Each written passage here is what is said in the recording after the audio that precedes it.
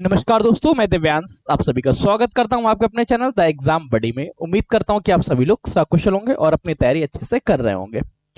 18 जून को कौन कौन सी इंपॉर्टेंट करंट अफेयर्स की घटनाएं हैं जो आपके एग्जाम्स में पूछी जा सकती है, आज उन्हें के बारे में चर्चा करेंगे। यह क्लास उन सभी लोगों के लिए अत्यंत जरूरी है जो UP triple SC, Uttar Pradesh police, railway और एसएससी इन एग्जाम्स की तैयारी कर रहे हैं। तो चलिए आज के सेशन को स्टार्ट करते हैं। सेशन को स्टार्ट करने से पहले एक छोटा सा इंट्रो है। अगर आप उत्तर प्रदेश अधीनस्थ सेवा चयन आयोग के अंतर्गत पेट का फॉर्म भरा है तो सफलता बैच से जुड़ जाइएगा, क्योंकि सफलता बैच में हर एक सिलेबस के प्रत्येक टॉपिक वाइज कवर करेंगे। साथ ही साथ प्रीवियस ईयर क्वेश्चन और मल्टीपल चॉइस क्वेश्चंस मिलेंगे। डेली पीडीएफ नोट्स होगी, मॉक टेस्ट होंगे और ये मॉक टेस्ट होंगे एरर सॉल्यूशन मेथड पे। एरर सॉल्यूशन मेथड क्या, इसके लिए मैंने एक वीडियो बिगाड़ रखी है, आप लोग उससे जाके देख लीजिएगा। हर संडे को डाउट सेशन होगा टिप्स के बारे में। बैच की एक नॉमिनल सी फीस है, पे कर लीजिएगा, लिंक डिस्क्रिप्शन में लगा हुआ है। ये क्लास के लिंक्स अभी टेलीग्राम और व्हाट्सएप के माध्यम से आप तक पहुंचाए जाएंगे। ऐप पे काम चल रहा है, विद इन 30 डेज आप लोगों का ऐप देखने को मिल जाएगा। 30 से 40 दिन लग सकते हैं, कोशिश 30 दिन की है मेरी। ठीक है, चलिए सेशन को स्टार्ट करते हैं। और हाँ, सबसे जरूरी चीज, अब क्वेश्चंस का जवाब देते हुए आप कुछ प्राइज भी जीत सकते हैं। कैसे, उसके लिए भी एक वीडियो बिगाड़ी थी। पहला क्वेश्चन आपके समक्ष है। हाल ही में भारत में अंतरराष्ट्रीय योग दिवस के 10 वर्ष पूर्ण होने पे राष्ट्रीय मेजबान चुना गया। अब योग दिवस के 10 साल पूरे हो गए हैं और इस पे राष्ट्रीय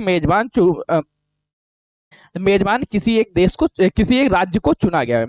वह राज्य या जिला कौन सा है? बेंगलुरु है, चेन्नई है, विशाखापट्टनम है या इनमें से कोई नहीं? उत्तर प्रदेश भी हो सकता है। चार में से जल्दी से जवाब दीजिए। देखो आपको जवाब कैसे देना है, पहले का ए सही हो तो ए लगा दीजिएगा, पहले का बी सही हो तो बी लगा दीजिएगा, पहले का सी सही हो तो सी लगा दीजिएगा, पहले का डी सही हो तो डी लगा दीजिएगा। चलो बेटा ध्यान रखो, राष्ट्रीय योग दिवस के 10 वर्ष पूर्ण होने के उपलक्ष्य में विशाखापट्टनम को मेजबान के रूप में चुना गया है। अर्थात पहले का ऑप्शन क्या रहा? ऑप्शन नंबर सी सही रहा। जिन लोगों ने सी ऑप्शन दिया है उस पर टिक लगा दीजिएगा, उन लोगों को +1 मार्क्स मिल जाएगा। नेक्स्ट क्वेश्चन देखते हैं।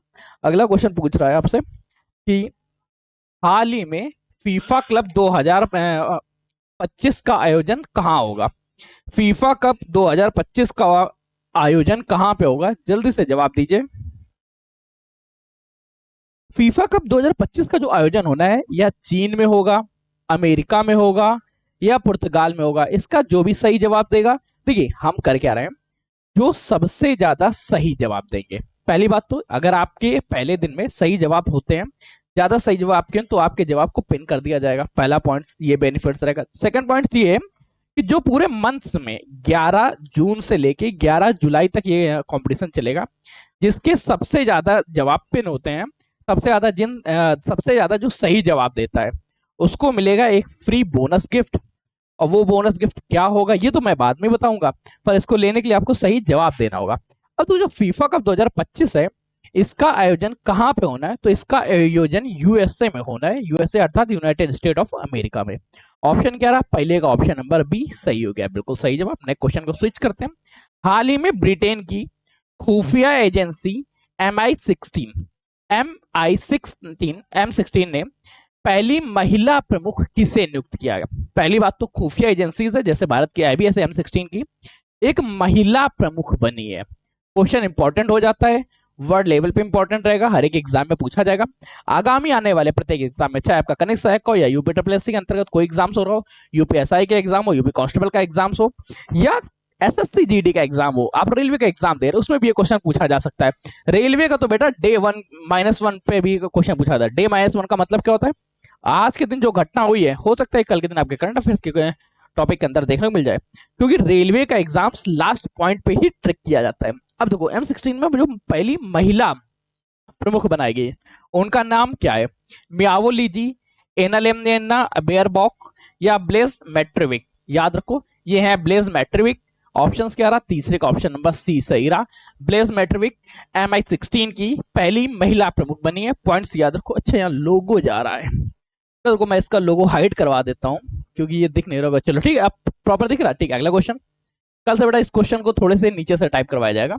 हाल ही में अंतरराष्ट्रीय पारिवारिक प्रेषण दिवस कब मनाया गया? अंतरराष्ट्रीय पारिवारिक प्रेषण दिवस कब मनाया गया? 14 जून, 16 जून या 15 जून? याद रखो, ये हाल ही में 16 जून को मनाया गया था।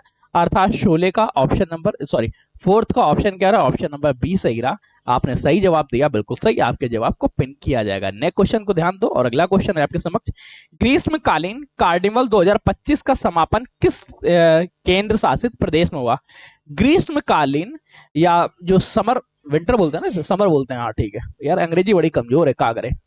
तो जो समर कार्निवल 2015 है 2025 है, इसका समापन कहाँ पे हुआ है? इसका समापन दिल्ली में हुआ, लद्दाख में हुआ या कश्मीर में हुआ? इसका जवाब आपको देना है। सही जवाब पे आपके जवाब पिन किए जाएंगे। और हाँ, क्वेश्चन कोशिश करना मेरे आंसर देने से पहले आपका आंसर आ जाए, इसलिए मैं थोड़ी सी बातें भी करता रहता हूँ। जो समर कार्निवल 2025 है, अच्छा लिखा भी था नीचे, अंग्रेजी पढ़ ही नहीं पाते यार। समर कार्निवल 2025 जो है, इसका समापन लद्दाख में हुआ है, अर्थात पांचवे का ऑप्शन क्या रहा, ऑप्शन नंबर बी सही रहा, लद्दाख। नेक्स्ट क्वेश्चन को स्विच करो और जल्दी से बताओ अगला क्वेश्चन क्या। अगला क्वेश्चन पूछ रहा है, हाल ही में मेटा ने किसे भारत का नया मैनेजिंग डायरेक्टर के रूप में बनाया? ये क्वेश्चन तो मेरे पास, मैं क्या बोलते उस प्लेटफॉर्म को, लिंक्डइन पे आया था। लिंक्डइन भी एक प्लेटफॉर्म है, उस पर मुझे ये क्वेश्चन मिला। हाल ही में मेटा ने भारत का नया मैनेजिंग डायरेक्टर या एमडी के पद पे एक व्यक्ति को नियुक्त किया है, वो एमडी है कौन? उसका आपको जवाब देना है। वो एमडी श्रीनिवास जी हैं, एस महेंद्र प्रताप हैं, या डॉक्टर एस मुक्कामाला जी हैं? जल्दी से कमेंट करिए। याद रखो, ये जो मेटा के, अच्छा ये मेटा कौन सी कंपनी? मेटा वही कंपनी है जिसका फेसबुक, व्हाट्सएप और इंस्टाग्राम, ये तीनों के तीनों पार्ट मेटा के हैं, ठीक। मेटा के नए एमडी बने हैं श्री अरुण श्रीनिवास जी। कौन? श्री अरुण श्रीनिवास जी। ऑप्शन कौन सा सही रहा? ऑप्शन 6 का ए नंबर सही रहा। नए क्वेश्चन को स्विच करते हैं, देखते हैं। अगला क्वेश्चन पूछ रहा है, हाल ही में किस राज्य ने सरकारी स्कूलों में शिक्षण बुनियादी ढांचे और परिणामों को बेहतर बनाने के लिए एनजीओ के साथ समझौता किया है? एक ऐसा राज्य है जो अपने स्कूल के, अपने यहाँ के स्कूलों और शिक्षण के बुनियादी ढांचे, जो बेसिक स्ट्रक्चर, जो गवर्नमेंट स्ट्रक्चर, उसको सुधारना चाहता है। इसके लिए उसने अलग अलग एनजीओ के साथ टाई अप किए हैं। यह राज्य कौन सा है? महाराष्ट्र है, तेलंगाना है, मध्य प्रदेश है? अब आप उत्तर प्रदेश के हाल देखेंगे, उत्तर प्रदेश में क्या है, जिन गवर्नमेंट कॉलेजेस को, जिन गवर्नमेंट स्कूलों के कैंडिडेट्स की संख्या कम है, उन स्कूलों को समाप्त करके किसी दूसरे स्कूल के साथ मर्ज किया जा रहा है। इससे टीचर की संख्या कम हो जाएगी, गवर्नमेंट वैकेंसीज जो आ रही वो कम होंगी। पर इसी चीज को साइड में करते हुए हमें एग्जाम्पल लेना चाहिए इस राज्य के साथ, जो कर क्या रहा है। एक तो यहाँ की लिटरेसी हायर है उत्तर प्रदेश से ज्यादा। कमेंट करिएगा कौन सा है वो राज्य है, जल्दी से देखिएगा। याद रखो वह है तेलंगाना। तेलंगाना का लिटरेसी रेट भी उत्तर प्रदेश से ज्यादा है। और तेलंगाना यह चाहता है कि वहां के सरकारी स्कूलों की बुनियादी ढांचा, बुनियादी शिक्षण व्यवस्था सुधारा जाए। इसके लिए वो अपने यहाँ के एनजीओ के साथ समझौता कर रहा है। सातवें का ऑप्शन क्या रहा? ऑप्शन नंबर बी सही रहा। क्वेश्चन को स्विच, अगला क्वेश्चन पूछा, हाल ही में किसने द स्टार्स द वे नाम का उपन्यास लिखा है? The stars light the way, ये उपन्यास किसके द्वारा लिखा गया? संजीव चोपड़ा द्वारा, सुचेत राज खन्ना द्वारा, स्नेहा भार्गव जी द्वारा, या इनमें से कोई नहीं? याद रखो बेटा, ये जो the stars light the way है, ये सुचेता राज खन्ना जी द्वारा लिखा गया है। अर्थात आठवें का ऑप्शन क्या रहा? ऑप्शन नंबर सी सही रहा। आपसे क्वेश्चन ये भी पूछा जा सकता है, सुचेता राज खन्ना जी द्वारा लिखा गया हाल ही में उपन्यास कौन सा है? तो उस उपन्यास का नाम है the stars light the way. The stars light the way, ठीक। ऑप्शन 6। ने क्वेश्चन को स्विच करते देखते, अगला क्वेश्चन पूछ रहा है, हाल ही में कौन भारत के प्रमुख रियल एस्टेट निवेश स्थल के रूप में उभरा है? सबसे ज्यादा वर्तमान समय में या रिसेंट टाइम में रियल एस्टेट अर्थात जमीनों में कहां निवेश हुआ? बेंगलोर में, मुंबई में या नोएडा में? तो ध्यान रखो, यह निवेश नोएडा में हुआ है। नोएडा का फुल फॉर्म क्या है? New Okhla industrial development authority.